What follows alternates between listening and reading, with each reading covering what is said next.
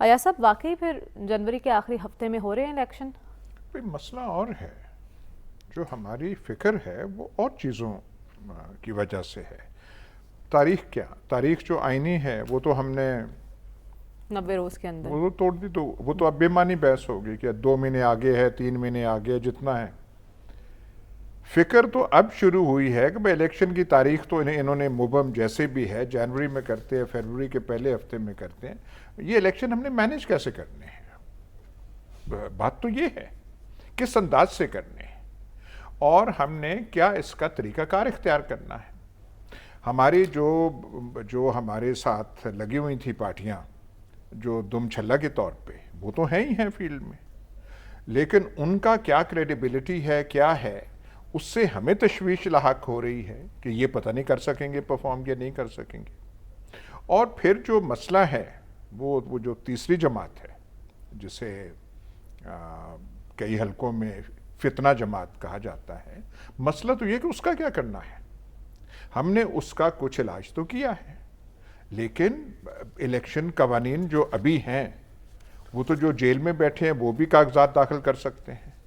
اگر آپ نے الیکشن سمبل وہی رکھا جو کہ پہلے تک کیا تھا ان کا، شاید بلہ تھا یا وکٹ تھی، بال تھا، کیا تھا کوئی، وہ اگر کوئی وہاں پہ الیکشن سمبل ہو جائے تو چاہے محمود الرشید اندر ہیں یا باہر ہیں، یا چودھری پرویز الہی اندر ہیں یا باہر ہیں، اگر انہیں کاغذات نامزدگی داخل کرنے کی اجازت ہو تو یہاں تو یہ سارا کھیل ہی الٹ ہو جائے گا۔ ہمارے لیے مسئلہ وہ ہے ٹھیک ہے کہ ہم نے اس کو کیسے مینیج کرنا ہے۔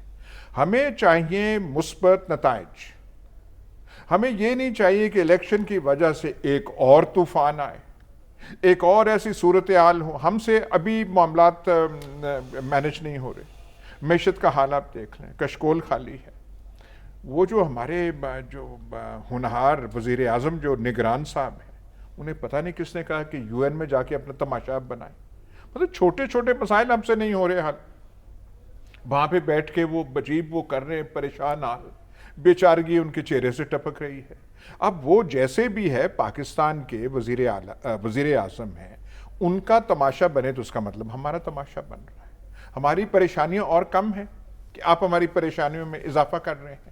تو ہمارے لیے یہ ہے، اوپر سے جو بڑی جس پہ ہم تکیہ کر رہے ہیں، وہ جو ہمارے سرکس کے شیروں کی جماعت ہے، ان کی پرانی روش نہیں گئی، تیر اڑ رہا ہے، چھلانگ لگا کے انہوں نے تیر پکڑنا ہے۔ اور بھائی ابھی تک آپ کی آمد نہیں ہوئی لندن سے، آپ نے شروع کر دیا یہ کہنا باجوہ کا حساب لیں گے، فیض حمید وغیرہ نے قتل سے زیادہ سنگین جرم کیا ہے، ان کی کوئی معافی نہیں ہے۔ وہ معاملات جو حساس نوعیت کے جو ہمارے لوگ ہیں، جو بات بات پہ وہ نوٹ کرتے ہیں، ان کو آپ کیا پیغام دے رہے ہیں؟ ٹھیک ہے، یہ جو ہمارے شہباز شریف ہے، 14 مہینے اس نے تابعداری کی، ہر منزل عبور کی، 16 مہینے، ہر 16 مہینے وہ سب کچھ کیا اس نے تعریفوں کے پہاڑ وہ کر دیے۔ وہ جو ہیں لندن میں بیٹھے ہیں، بھئی یا تو آپ یہاں پہ کوئی مورچے پہ آپ بیٹھے ہو نا، پھر تو آپ بات کریں، بیٹھے آپ لندن میں ہیں، کاریں آپ وہ چلا رہے ہیں، روز کوئی نئی گاڑی آپ کے سامنے ہوتی ہے، آپ کہہ رہے ہیں باجوہ وہ، اور ہماری جو ہے عزیزم، اس کو پھر بیان دینا پڑتا ہے نہیں نہیں نہیں نہیں نہیں، ہم انتقام میں یقین نہیں رکھتے۔ تو ہمارے معاملات ابھی نہیں ہیں، 4 دن ہوئے ہیں، وہ خادم اعلیٰ وہاں سے آئے تھے، پھر واپس چلے گئے۔ اس پر ہم بات کریں گے پروگرام میں آگے چل کے، حالانکہ آپ نے پچھلے ہفتے مفید مشورے بھی دیا سب وہیں سے، ابہام تو رہے گا، لیکن ٹھیک ہے ابہام پھر بھی برقرار رہے گا، لیکن ایاز صاحب وہیں سے شروع کرتے ہیں جہاں سے آپ نے گفتگو چھوڑی تھی۔ ہم نے دیکھا کہ گزشتہ ہفتے آنیاں جانیاں لندن والوں کی جاری رہیں، 2 طریقے سے دیکھا جا رہا ہے۔ ایک تو یہ جیسے ہی الیکشن کمیشن نے اعلان کیا، شہباز شریف صاحب واپس چلے گئے لندن اور مشاورت کی گئی۔ دوسرا یہ کہ جیسے نیب کیسز بحال ہوئے ہیں تو شہباز شریف صاحب فوراً لندن روانہ ہو گئے۔ تو آپ کی نظر میں کیا مقصد ہے ان کا لندن جانا؟ یہ جو گفتگو فرمائی ہمارے شیروں نے، اب کیا سرکس کے شیر بار بار کیا کہیں انہوں نے، جیسے میں نے پہلے آپ سے کہا بیٹھے لندن میں ہوئے، یہ جو باتیں کی، اور جس کا پھر تصحیح کرنی پڑی ان کی دختر کو، تمام جو نون لیگ کے حلقے ہیں ان کو وہ گفتگو پسند تو نہیں آئی، جارحانہ بیانیہ، کہ مطلب ایک اپنی آپ وہ بات لگے ہوئے ہیں, یہاں خیال کر نہیں رہے, پھر آپ نے سارا کچھ ڈال کے اپنے خاندان میں کرنا ہے, اٹھائیں ہم, سفر ہم طے کریں, آپ اپنی مرضی وہ کرتے رہیں. یہ جو تحفظات ہیں میرے خیال کے مطابق, یہاں شہباز شریف وہاں لے کر گئے کہ آپ کیا کر رہے ہیں. شہباز شریف کی لائن پوری جو تھی 14-16 مہینہ بالکل مختلف رہی. مطلب ہیز ماسٹرز وائس تو ایک اصطلاح ہے, اگر ہیز ماسٹرز وائس سے کوئی زیادہ کوئی مقام ہے تو یہ کیا کہتے ہیں خادم اعلیٰ پنجاب سابقہ نے وہ بالکل ایسے کیا, مطلب تابعداری کی انہوں نے حد کر دی. جہاں تعریف نہیں بنتی تھی انہوں نے وہاں کیا, جہاں سلوٹ نہیں بنتا تو انہوں نے کیا. آپ اسے ریئلسٹک کہیں, پریکٹیکل مائنڈڈ کہیں, پریگمیٹک کہیں, جو ہے وہ جا کے وہاں لنڈن بیٹھے ہوئے ہیں اور ایک دم ان کو یہ بات آ گئی. اچھا وہ اس لیے کہ اور کہنے کو ہے نہیں, پلے ان کے نہیں ہے کچھ. ایک زمانہ تھا وہ چھوٹا سا دور, ووٹ کو عزت دو, لوگ واہ میاں صاحب تبدیل ہو گئے. وہاں سے چلے پنڈی سے کاموں کی تک وہ سارا ووٹ کو عزت, ووٹ بھی بیٹھ گیا, ہمارا گلا بھی بیٹھ گیا. جب داتا دربار تک پہنچے, یہ میں مبالغہ نہیں کر رہا, تو نہ حلق سے کوئی لفظ ادا ہو رہے تھے, نہ کچھ تھا, حوصلہ بھی بیٹھ گیا تھا. سیدھا پھر وہاں سے رائے ونڈ آئے. اس کے بعد سے ووٹ کہاں گیا اور عزت کہاں گئی خیال نہیں. اب یہ جو 16 مہینے یا 14 ماہ یا جتنے بھی ہے جو کچھ ہوا ہے, عوام جو ہے ان کو ووٹ بجلی کے بلوں پہ دے گی, پٹرول کی قیمتوں پہ دے گی, کس بات پہ دے گی؟ کوئی بات تو ہو. تو کیا اس بیانیے پہ دے گی جارحانہ بیانیے پہ؟ اور ان کی کچھ آیا نہیں, کیا کہے گی؟ بھائی شہباز شریف کو کہہ دیں, یہ کوئی بات بنتی ہے کہ ساکھ ڈار کہے ہم نے ملک کو ڈیفالٹ سے بچا لیا ہے؟ اور خدا کے واسطے سارے جو ہیں نون لیگ کے حمایتی اکانومسٹ یا کومنٹیٹر, ویسے تو اس ملک میں اکنامک کومنٹیٹر اتنے زیادہ نہیں ہوئے, جتنے بھی ہیں ان کا اسحاق ڈار نے تباہی کی.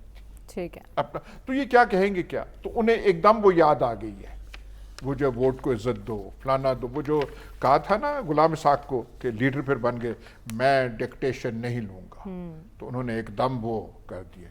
اور یہ کہہ رہے ہیں جنہوں نے انہیں پھر سے سب کچھ ان کے لیے راہ ہموار کی ہے کہ یار ہم نے راہ آپ کے لیے اس لیے ہموار کی تھی کہ آپ ایسی باتیں کریں کہ یہ پھر سے آپ کو ہمیں وہ تڑیاں دیں. یہ تڑی ہے نا. اور جب باجوہ رہا ہے ادارے کا سربراہ, ادارے کے سربراہ کو جب ہوتا ہے تو وہ وہاں پہ ایک خاص سینسٹیوٹی پائی جاتی ہے. ٹھیک ہے, وہ جو ہے بے توقیری تو یحییٰ خان کی کسی نے نہیں ہونے دی تھی. جو ملک اور وہ جو ایسٹ پاکستان میں ہوا تھا, اب اس میں جانے کی ضرورت نہیں ہے.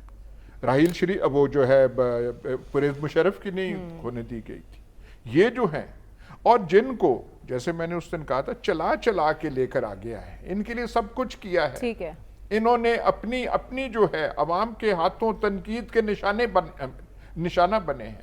جو پولرائز صورتحال ملک میں وہ کسی سے ڈھکی چھپی نہیں ہے. میں اس میں کیا بیان کروں, یہ آگے سے وہاں یعنی آپ کہہ رہے ہیں کہ چھوٹے بھائی بڑے بھائی کو سمجھانے گئے ہیں کہ نہیں, یہاں نون لیگ کے جو حلقے ہیں یہاں انہوں نے کیا بول رہے ہو یار.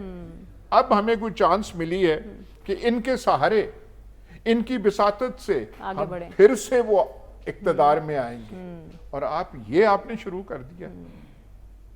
اور آپ کے پاس کوئی کیا؟ آیا صاحب ان کی مشاورت مکمل ہو چکی ہے, انہوں نے کہا بڑی اہم میٹنگ تھی, اس میں شرکت کے لیے ہم آئے, اور اب یہ بات طے ہے کہ نواز شریف صاحب 21 اکتوبر کو واپس آ رہے ہیں. تو آپ کی نظر میں وہ واپس آ رہے ہیں, اور آپ نے جو پہلے مفید مشورے دیے تھے, آپ کچھ اور ایڈ کرنا چاہیں گے اس میں؟ یار دیکھیں میں سیریسلی کہہ رہا ہوں, آپ کیا آپ کو توقع ہے, کس چیز کی آپ کو انتظار ہے؟ آپ دیکھ نہیں چکے یہ 40-45, میں نے آپ کو یاد دلا چکا, آپ پیدا نہیں ہوئی تھی تو یہ اقتدار میں تھے. آپ کی عمر جو ہے اب آپ جوانی میں ہے تو یہ ابھی تک یہاں پہ چمٹے ہوئے ہیں. What will they give this country? انہوں نے یہ پہلے انہوں نے چیلنج کیا, ایک قسم کا چیلنج تھا سلمان صاحب کا, موازنہ کر لیں. بھٹو نے کوئی ریم کی اپیل نہیں کی تھی, وہ قیدی نمبر 804 ہے, اس نے کوئی پلیٹلیٹس والی اپیل نہیں کی کہ میرے کمر میں درد ہے, مجھے کھانا نہیں ملتا, مجھے فلانا نہیں ملتا, یہ نہیں ملتا. اور یہ 4 دن اندر گئے دونوں بھائی, کمر میں درد، فلانا درد، پلیٹلیٹس میں، کبھی سعودی عرب سے، کبھی چکوال کے بریگیڈیئر نواز کی منتیں کر رہے ہیں، کبھی مجید نظامی صاحب کو کہہ رہے ہیں ہمیں یہاں سے نکالیں. کیا ہے ان دو خاندانوں نے، یہ جو وراثتی جو ہمیں دو خاندان ابھی ملے ہوئے ہیں، انہوں نے پاکستان کا پولیٹیکل کلچر چینج کر دیا.